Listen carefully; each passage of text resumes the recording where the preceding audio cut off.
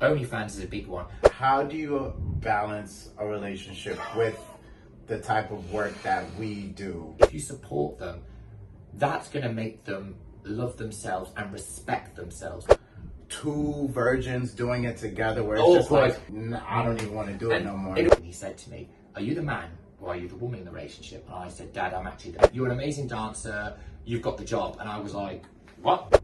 How do you feel about like racial preferences? So it's fashion, fitness, swimwear, underwear modeling, 20 years. A brand ambassador for many clothing brands on social media. An OnlyFans model of 5 years. I'm a go-go dancer now. This is now my 3rd year. And I am a qualified licensed personal trainer, but I just do it on the side. Hey you guys, today we are here with Samuel West. Today we're doing an interview. I have been feeling like a lot of people on my social media are kind of gagged and surprised by like what I've decided to do. So I kind of started the channel to really give a real life exposure of what it is and why I do it. I'm not just like, oh, I want to shake my ass and be naked and stuff like that. I mean, you're not a stereotype. Yeah, I wanted to just sort of have a more intellectual discussion. I get that, and show a more real perspective on like what it is without the smoke and all the mirrors and all the fluff, the real, what it takes. Exactly. I get that. So without further ado, this is my friend and amazing dancer, model. What else do you do actually? Hi guys, I'm Samuel West. So answering your questions, I'm a model which covers fashion, fitness, swimwear, underwear modeling, 20 years. I'm a brand ambassador for many clothing brands on social media. I'm not going to name any because obviously they're all going to say, why do you name me? I'm an OnlyFans model of 5 years and that caused some controversial. And I'm a go-go dancer now. This is now my 3rd year. And I am a qualified licensed personal trainer, but I just do it on the side. Like, you know what I mean? Because it's so competitive. And that's basically me. Samuel West.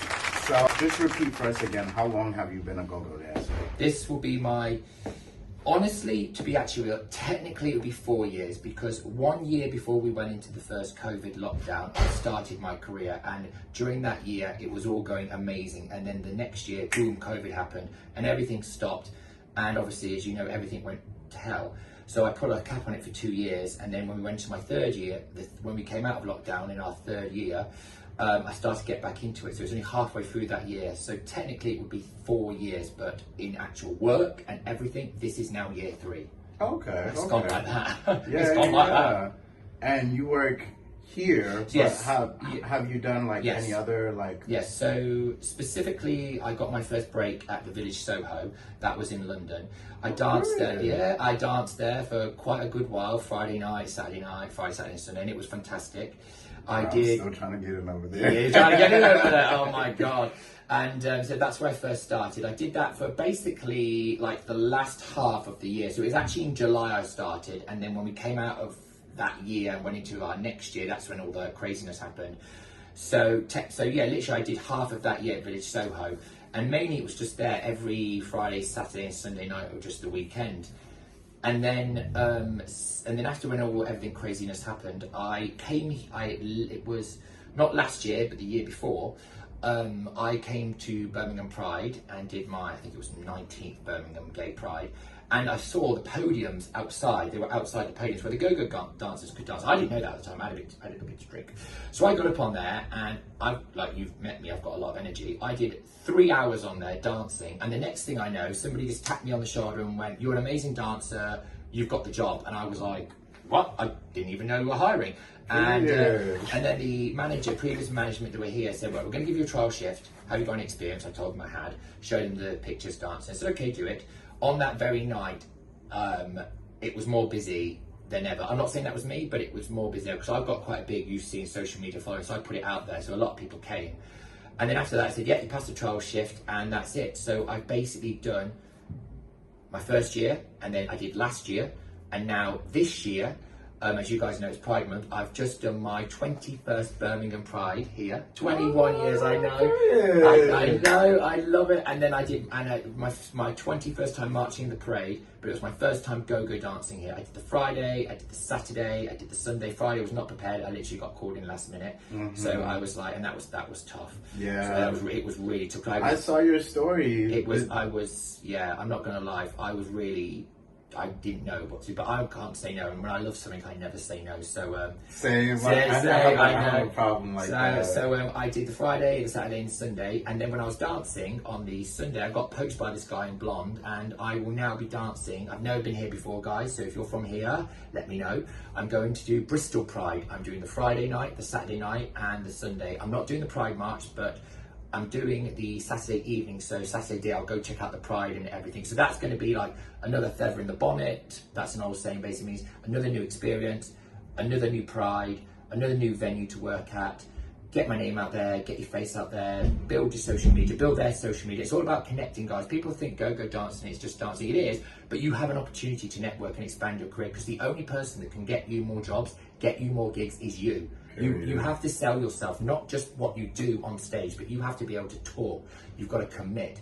So if you say no, basically you get blacklisted, pardon that, and you probably never get another job again. So that's basically why you've got to do what you do to get gigs. You've got to work your ass off, literally. Period. All right. Are you gay? I am bisexual. Okay. I will not lie, I do prefer men. If I could only pick one category, I'd be with men. I have been with women in the past, but I prefer men. But women, it's different. It's more about energy than their bodies. And with men, it's everything. So you know what I mean? Yeah. So yeah, it's weird now. We're in this different era where, I mean, I am solely attracted to men. I prefer men. I like to be with men. Everything, yeah. But sometimes in the past and now, I do. You know, dabble. I do dabble. I'm not a one-trick pony. Fair enough. I feel like the last time I was with a female was like when I was in high school. Oh yeah, we've all had that high school talk. Yeah. But like, I don't know. I experience attraction in like Different fleeting ways. bits, but like, I don't know.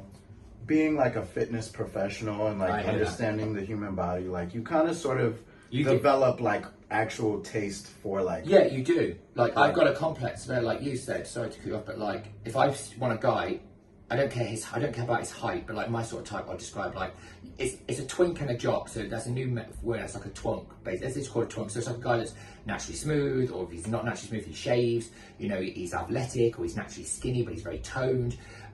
He does things in fitness. He's very attractive. He's very cute. He's got like a very tidy, very little beard, or he's got no beard. I prefer a smooth face, nice hair, nice eyes, good skin, good teeth. You know, very cute, really adorable. You know, like proper like twink. But then he's got like that sort of twonk sort of like attributes, such like abs, or he's got a nice backside. I hope that wraps up. I'm bisexual, guys. You're bisexual. Yeah. I'm like gay flexible. I know, but, gay flexible. I just a little question on top of that. How do you feel about like racial preferences? Because I feel like in the community, I feel like a lot of people have like racial preferences. I get quite on guard, not on guard with this. I'm like, look, at the end of the day, everybody's got a type, everybody's got a preference.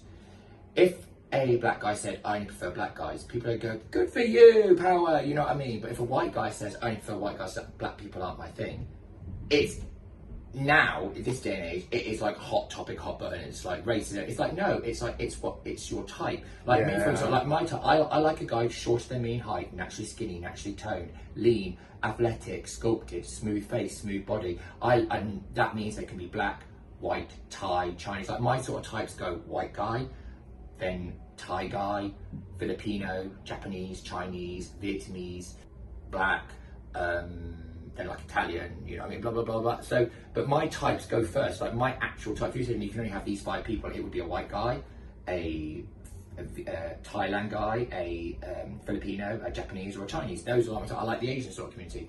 And you know what I mean? People say, oh, that's like a fetish. But you know what I mean? It's not, it's just your type. Yeah. But I do think there is a bit of a stigma in the community, but I try not to delve it. To me, it doesn't bother to me. It's like, if that's your type, that's your type. If it isn't, just be like, if someone messaged me on Grindr and said, and it weren't my type, go, thank you so much for the compliment. You are very, very attractive, but your attraction doesn't meet my attraction. We're too different. However, I really do hope you find the right person. Please don't be offended. You are good looking, but I do have a type, and it is in my profile. So I've already covered my back. You've got to cover your back. I agree.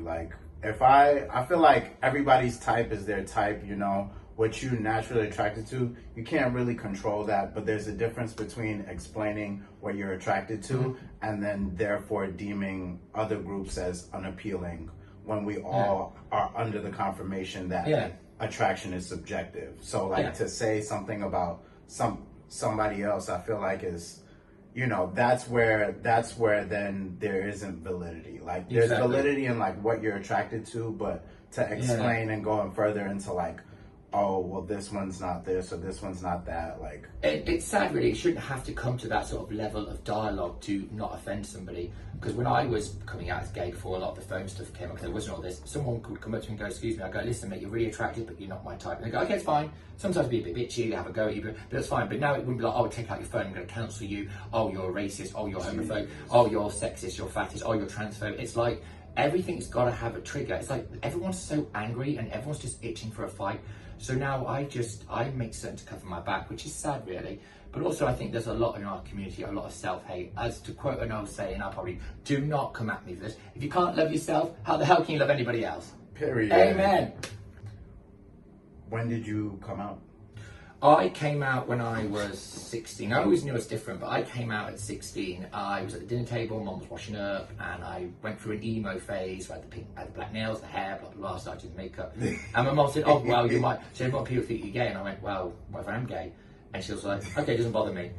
My mum, and it was it, that was it. That was like, what do you want for dinner? So I will say this, I do feel, and I am one of the very lucky people where I am very, very, very, very lucky to have such a loving, caring, understanding, open-minded, liberal, well-educated, non-judgmental family. My mom and my mom's side, and even my dad and my dad's side, because my dad was quite conservative and still is with certain values. I come from a military family on my dad's side. Like he was a soldier, his brother was a soldier, my mom's brother was a corporal, my brother, even my little brother went in the army.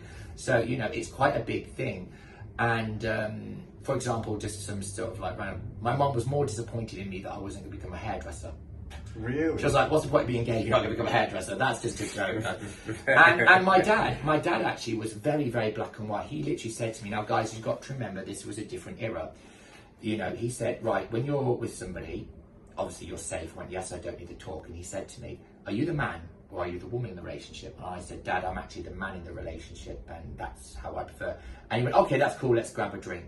And I always wondered to myself, what if I said the other thing, would he treat me differently? But I think it was more, my dad still saw me as a man in his eyes. He was trying to process it and deal with it in his own way and think, yeah, my son sleeps with men, but he doesn't get, you know, guys don't do it with him. He does it to guys. He's a man, you know what I mean? That's the only way I can internalize it because everyone has to deal with it in their own way. So yeah, that's when I came out and I'm just so grateful because there is a lot of people out there, if you don't mind me saying, especially in the black community, Chinese, especially Japanese, where it's still either, okay, we know you're gay, just keep your alternative lifestyle to yourself. Yeah. You know, live your life, but when you come to us, put on the show. Don't, if someone says got a girlfriend, just say I'm too busy with work. Yeah. Or you get the complete opposite, where it's like, you will marry a girl or you will be dead to us, you have nothing. And I think we need to do more as a community and as a people, but I don't think people know where to go because people are so afraid of offending people. A lot of these people say, I don't want to let my mom down, I can't break her heart, I can't break the family's heart. And I think sometimes, I don't know what that's like because I'm not in that position, but I keep saying to myself, what can I do? And sometimes all you can do is just listen and let them talk. Yeah. And that can just be there. Just be there on the phone for them. Because you never know. Because we're all alone, but when you are alone and you have to even pretend so you don't be alone, that's when you need to be there for somebody. I agree. That got a bit real there. So I'll do a flex. That got a bit real there. Okay. Well, now that we've figured out about like your queerness, what was your first queer experience? Oh, God, most people don't remember it. I don't know if I should say on camera. I was 16, he was older, and I'm a big believer in try everything before you deny it. So yeah, I did bottom only once, all safe. Even when the pain went away, I felt nothing. I was literally, guys, I felt no enjoyment. You know, I just felt nothing. And then he was versatile, so I topped him, and it was my first time, so obviously I lost my virginity both places. And when I topped him, it was just like, it was also like something clicked and said, this is who you're meant to be, this is who you are. And it got me out of home to do that PE exam. Wow. Fair enough. That's what I'm gonna say. Wow. Yeah. Yeah, not much to go from that, are you? Yeah. No, I mean, sometimes, people find out like later, but like, I think it's good when you're young and you do it with someone who's more experienced. I'm not saying necessarily somebody who's significantly older, but like, there's just something about like two virgins doing it together where it's just like you could get lost in the sauce, and then like your first impression will be like, nah, I don't even want to do it no more. It also, because when he took my virginity and everything like that, he said, why don't you know, this is just sex. I want to give you a great first time, because my first time was horrible. And he said, we're not a couple, not a relationship. And I was actually quite upset and quite heartbroken, because a lot of virgins, when they lose their virginity to their person, they date them as like their first love, and they get trapped. Like, oh, I gave myself to him. He's mine. So I was instantly, straight away, given the realization of what our community is like. A lot of it is wham, bam, thank you, ma'am. It is not that much love in it. But I felt I had a fantastic experience. I remember it all. It was brilliant. I loved it all, and I wouldn't change it for the world, because there's so many people out there go, oh, it's awful, like you said, it's disaster. Two virgins going at it, oh, it's awful. So I'm, again, quite lucky. And I didn't have to do that exam, and I hated that exam. I wish, to be fair, okay, this is going to be a little bit in the water. But like, I wish pornography was a bit more relatable. I feel like, and it was harder to get. Like, you had to go to the shop and get a magazine and like put it under your coat and go out. It's like, it wasn't until I was like 18, say 19, when it all started to come out. And even then, there were so many viruses on computers. You had to download this and download that and download that, and the thing would crash. It wasn't like you can work out your phone now and get everything you can want. You type in mammogram and you see more porn than anything. I feel like boys nowadays, like, they just learn from that. They do. And they do like this like Jackrabbit style. It's so cringy. It's like, I think porn can be a great tool into showing you things that you probably wouldn't explore because you think it's wrong, and then you realize it's not wrong. And also, it kind of helps you find groups of people and what your labels are and what you like. It can also tell you, and also porn also, like, when I first watched porn, I wanted to be a porn star, they gave me a massive form to fill out. I didn't realize how much health and safety was involved and stuff like that. It's like, I don't know what it's like now, it's so liberating out there with it, with PrEP and everything. But back then, it was almost like, you have to wear this or you're gonna die. Yeah, so it was like, so it was more like being gay wasn't so more of like, you're gay, that's bad. It was more like, you're gonna die. So that's how it was though in school. The school was brutal. Yeah, that's so I crazy. think porn has shown people now that you can have great intimacy and do things that maybe aren't conventional, but you need to remember 50% of this is obviously what you see. Another 50% of it is acting. They take breaks. They don't go for like an hour, 2 hours. You know what I mean? They take stimulants. They do everything, guys. It's not all real. It's like, it's not real. Yeah. No, it's the professional. That was the augmentation. It is. So don't get swept up in it. That's what I would say to the young. Don't think it's, oh, I saw this and this is what we do. Because you've got to remember, guys, it's not like that. So does your family know about like all of your jobs, like all of them? Yeah, they do. And again, beyond lucky, fortunate to have such a loving, caring, understanding, well-educated, liberal family on my mom's side and my dad's side. And like my mom and all my mom's family like support me. They always, basically what all my family says is, as long as you're healthy, as long as what you're doing is legal, is consensual, you're looking after your health and the other person's health, and you're being responsible and owning what you do, it's fine.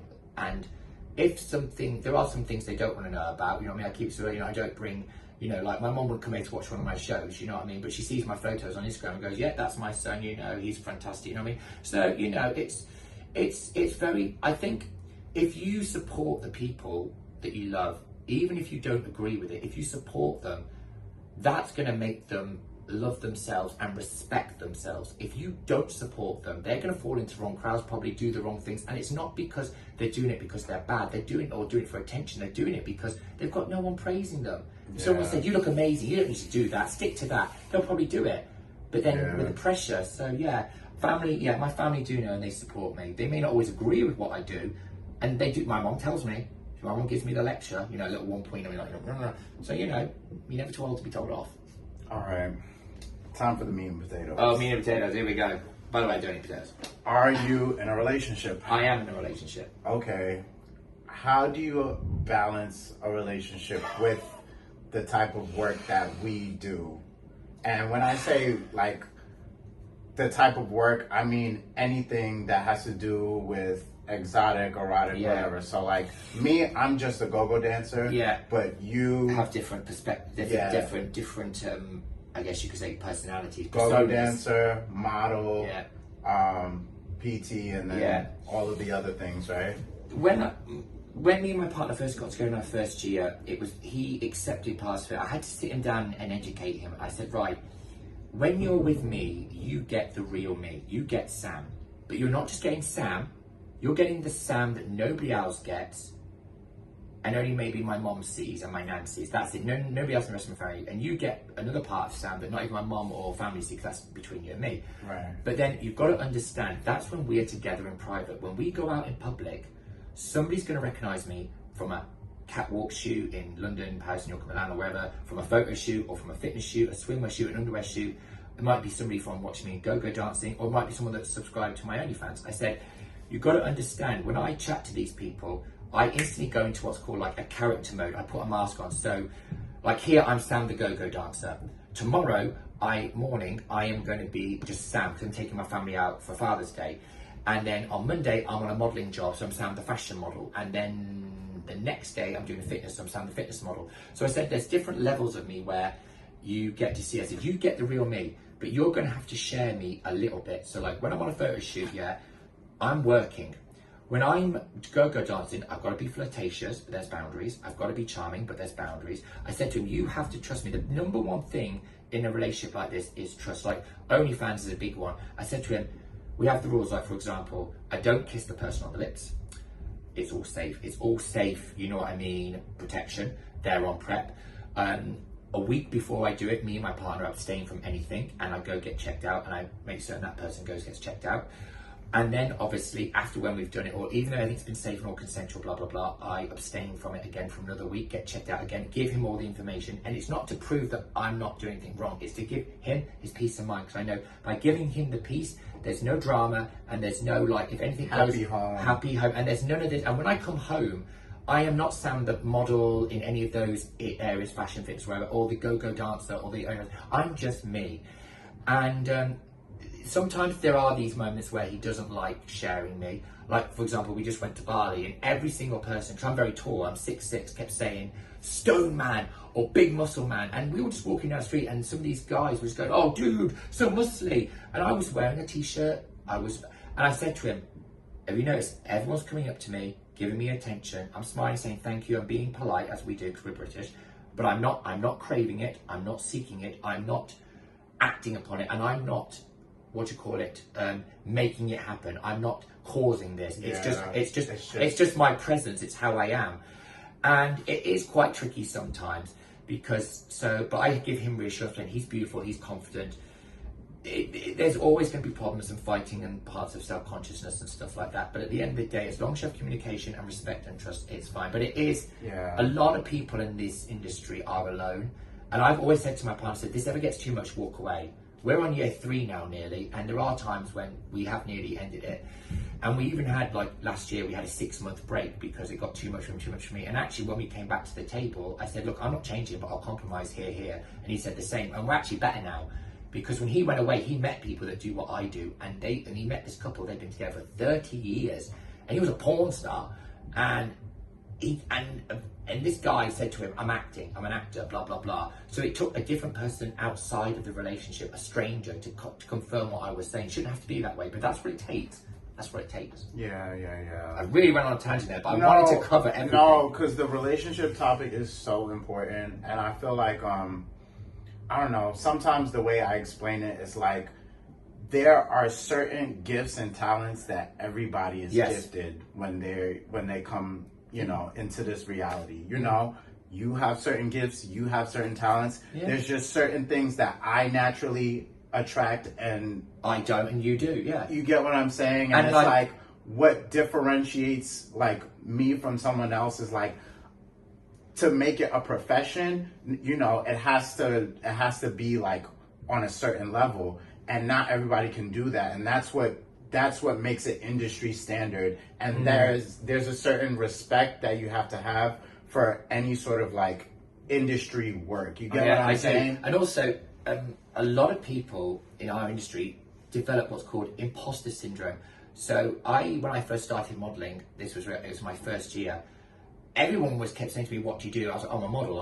And eventually, that's all I was. I was a model and I was nothing else. I created this person and I was living it, I was eating it, I was acting, but my whole life was model. And and one time I was at his birthday and said, happy birthday, Sam. I went, I'm not Sam, I'm Sam the model. What are you talking about? And then it hit me, I thought, I've lost myself to this character. So it's very important that when I get home, this comes off, that's it. That persona is put away and you have to live in reality. You can't live your life in everything. There's an old saying, jack of all trades, master of none. You've not mastered any. I believe in the new differential, which is jack of all trades, master of few. I've mastered fitness, I've mastered modelling, I've mastered go-go dancing, but I haven't let it master me. So I've mastered those things. I can't improve on them. I can always develop them more by developing myself, but I've achieved them.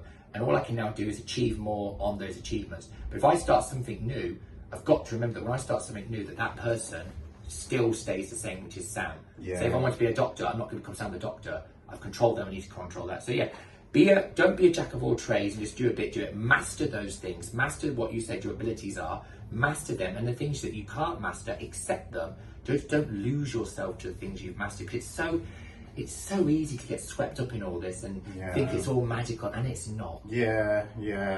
I'm not gonna lie, your ego starts to get tripped up when it's like, oh wow, somebody would actually give me a job to do that. Oh wow, these people give me that. But it's like, at the end of the day, stay grounded. Yeah, stay humble. Stay grounded. As soon as the pros come, the cons will come with it, and it's like it's a whole package deal. It's like you have to now manage all of it, and you've got to have a bounce back. Like if I ever have to stop go-go dancing, I can keep my fashion modelling, so I can always keep doing something that I've mastered, that I love, that I'm great at. I don't have to start something new where I'm too old, too tired, and I can't do it. Or worse, I hate it, but I've got to do it for the money. Girl, that's the worst thing you can do, girl. I'm trying right now. I'm like, don't try, dude. It's like whenever I get a new injury, I'm like, Jesus, I need something else. I need something else. Injuries, I'm trying to like diversify, because I have so many random talents. It's like just master them. Master them. Focus on one at a time. Yeah. Okay. Fun question. Yeah. Have you ever traveled for work? Yes, I have. I have traveled. I've traveled. Skegness, joking. No, London. So I'm going to cover everything for modelling and go-go dancing and OnlyFans. I've done London, Paris, New York, Milan. So we'll do fashion. London, Paris, New York, Milan. And I did Shanghai and Bangkok. And I'm doing it this year as well. Go-go dancing, London, Gran Canaria. And then like towns and cities, we've got Birmingham, we've got Manchester, doing Bristol in a few weeks. And then OnlyFans, lots of countries. All the countries I just mentioned, plus Thailand, Bali, Singapore, Malaysia. Wow, that's amazing. Good job. Thank you. I love it. I want to travel for work. Oh, you got to. You know, I just would make certain there's to, gyms. Just be prepared, guys. You're gonna have to travel to find gyms. I'll take you guys when I start booking and going places. I will take y'all with me. Y'all will see what's going on. You know, because in every country's go-go dancing. By the way, when I went to Bangkok, I mean, they came on stage and danced for 5 minutes and came off and back on again. But these guys were like little like toy soldiers. They were like, and they were like, you know, they're like a 12-year-old face and these bodies of men. But there were so many women, and their dancing was different. Like here we're like this, but they're just like, and it's literally like watching an actual Beyonce show. They're choreographing the costumes, that it's so over the top. Everything was perfect, not a foot out of line. I thought, wow, if they brought that here, I'm not joking, if they brought that, me and you, we would be destroyed. Wow. We would be destroyed just by the choreography alone. I mean, you know, they it's like army. I was scared.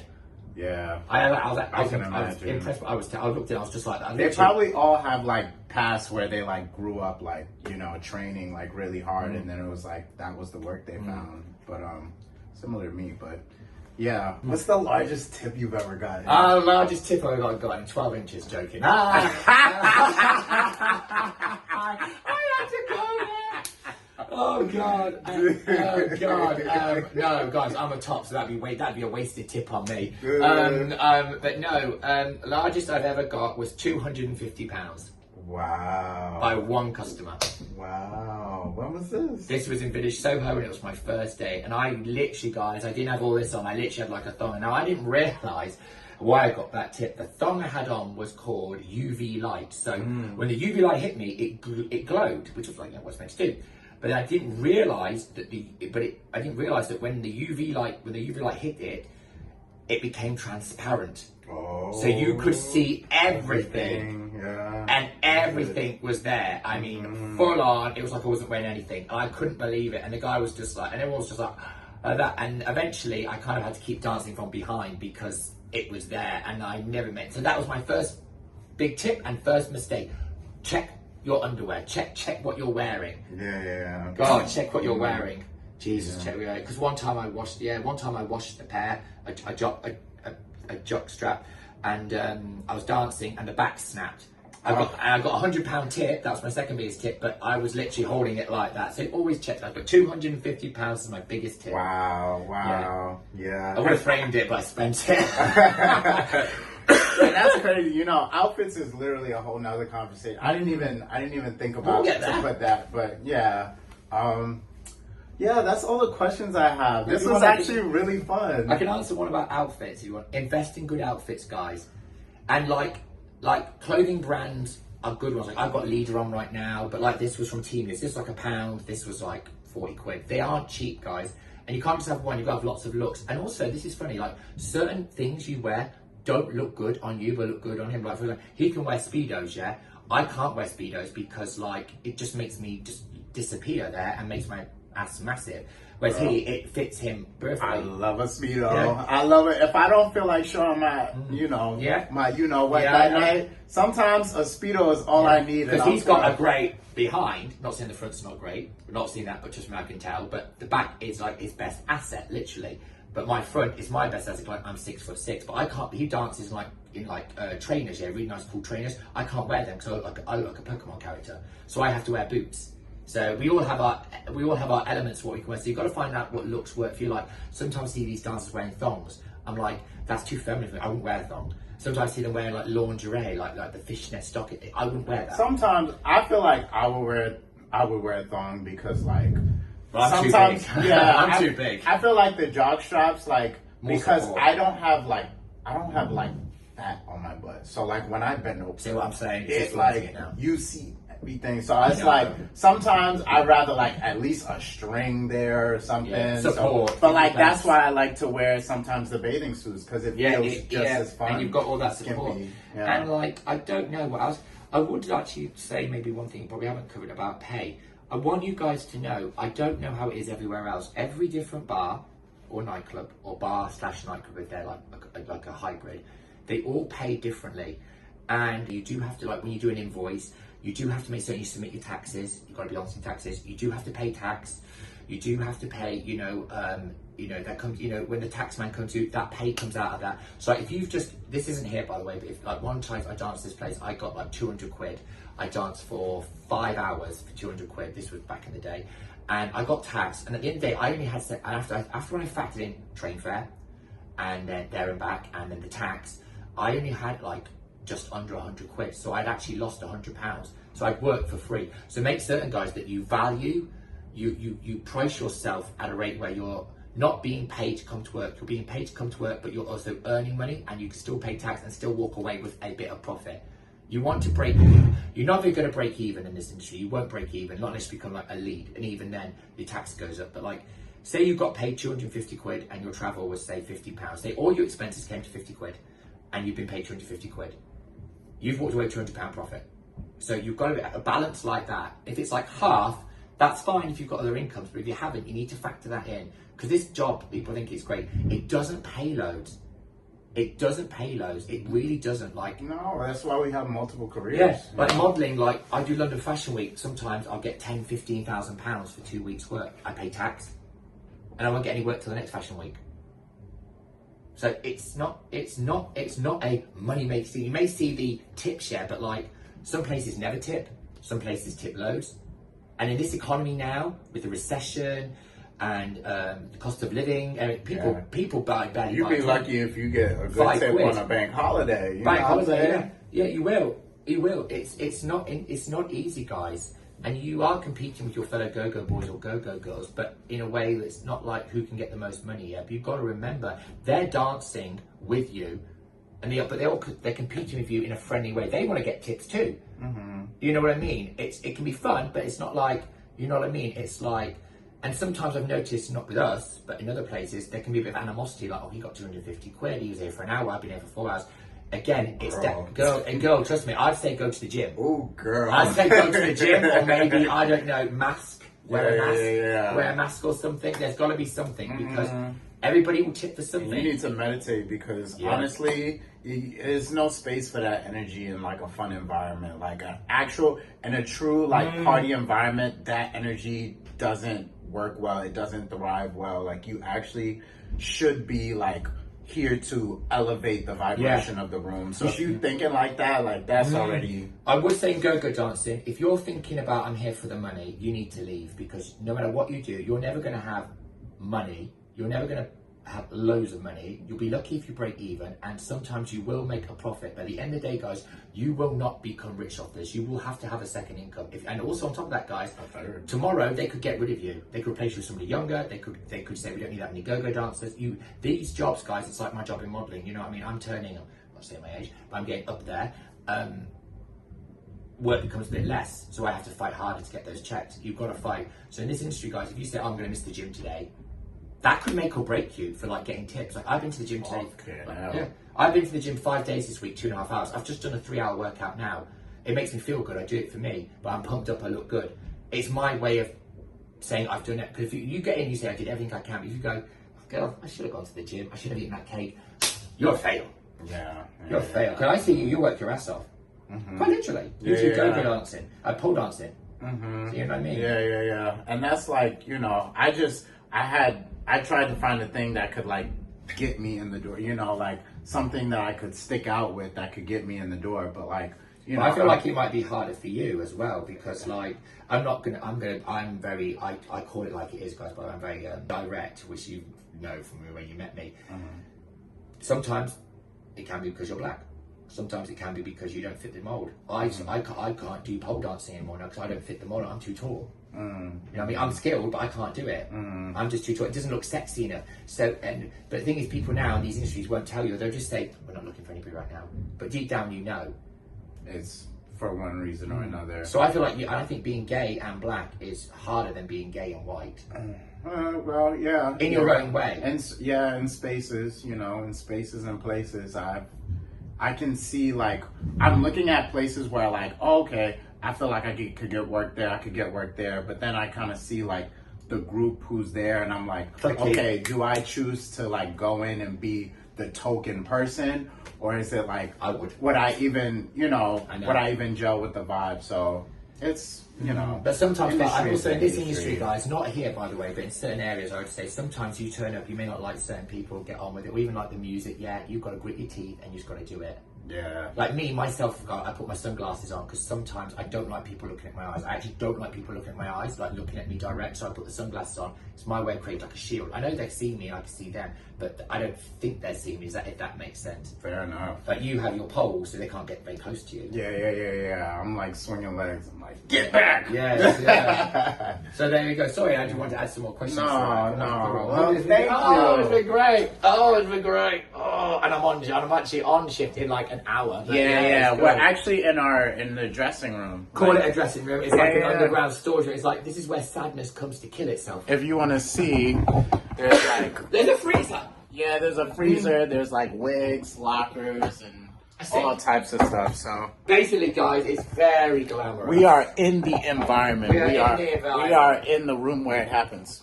Literally, you've got to just do what you've got to do. So, guys, I was really glad to be here. Thank you. To do this. Good luck. Oh, tell them your socials. Yeah, so guys, if you wish to follow me, you can follow me on my main Instagram account. That's immense_fitness_, or my backup account, hardabssam. At Facebook, it's just Samuel West, but people don't do that. And then if you wish to follow me on my OF, that's Hard Abs Jack. So it's hard, as in how you spell the word hard, H-A-R-D, abs, A-B-S, Jack, J-A-C-K, all together, no line, and also it's the same Anyway, guys, so yeah, follow me there, check me out there. I actually do have a YouTube channel too, but I can't remember the name. I think it's just called Samuel Darby 29. I think it's Samuel Darby. So, but this will be added on. So don't go to mine, go to his first, guys, because I think I've uploaded one video this year, and I haven't uploaded for the past like 5 years, and it got took down. So I don't know if I can do it. You show one nipple and they. Yeah. My socials are what is my socials? I can't remember. Shannon.divine_ on Instagram. Yeah. Shannon.divine. What's yours? Immense Fitness. Yeah, Shannon.divine on Instagram. Don't have a Twitter right now. Gonna make a new one. Oh, and well, I don't know if it's gonna be that kind of Twitter. You just honestly, just post one, and then post something like one thing, yeah, and then post all the stuff you want to post. Just get them through the door. Get it built, then build it. Okay. Like I know this one girl, she used to show her feet, like, you know, foot fetish, yeah. Mm-hmm. But she's very political. She did like foot things for like 6 months, and now all she's just political, and she's like, I think she's going for like a governor or something like that now. Wow. Yeah. So literally, she will step on you. Yeah. But yeah, follow me, add me, subscribe, like, share. Yes. Get it up. We're gonna do some more interviews. Sam will be back soon. I will be. And I'm gonna show some videos with us working together, with me, with everybody. So. Yes, definitely. There's lots of the go-go dancers and everything. Thanks for watching. If you got to the end, put a red heart in there if you got to the end. Basically, like us. Don't dislike us. All right. Talk soon. Bye, guys. Bye, guys.